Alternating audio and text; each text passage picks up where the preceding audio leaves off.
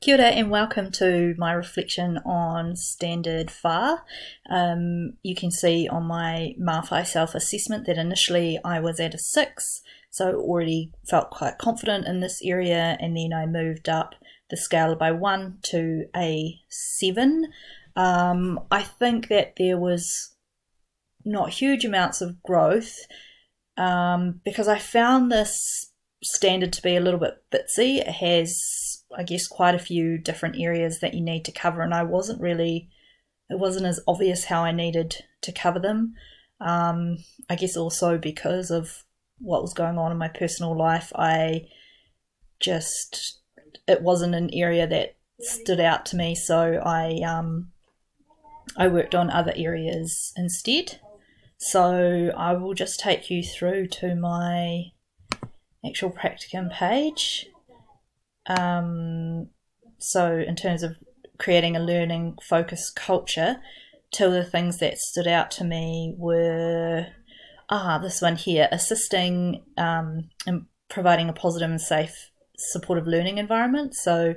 I worked with a senior teacher called Jenny, and she taught me about social skills, and we ran a Fun Friday session together, and it was fantastic because she shared with me a resource that she uses to base a lot of her lesson planning on.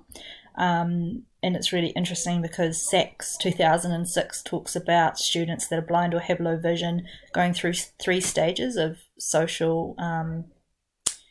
learning. So they start off with awareness, they have awareness of others and themselves, then it starts with interaction, so they're learning skills and strategies, and then finally evaluation, which is their ability to interpret other people's social interactions.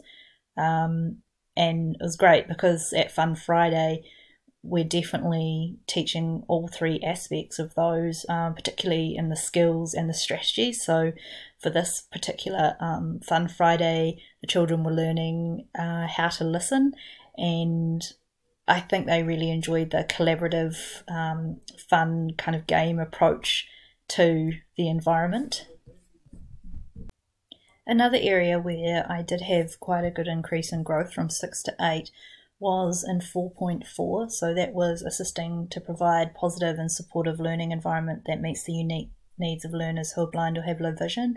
And part of the Fun Friday program that again I did with Jenny was looking at how much support students need when they are doing riskier activities such as adapted daily living, like cutting up chicken, using hot equipment such as microwaves, gas cookers, etc. I really felt that because we worked together on the risk assessment management forms, that she was able to go through quite a few different examples of risky activities for people that are blind or have low vision, and with her having experience at doing quite a few outdoor activities with learners who are blind and low vision, such as kayaking, etc., she had a whole bank of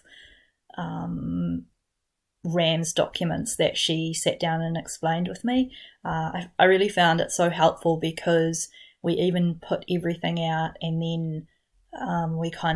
she kind of got me to really think about how was a learner going to pick up the knife safely, how are they going to cut the chicken,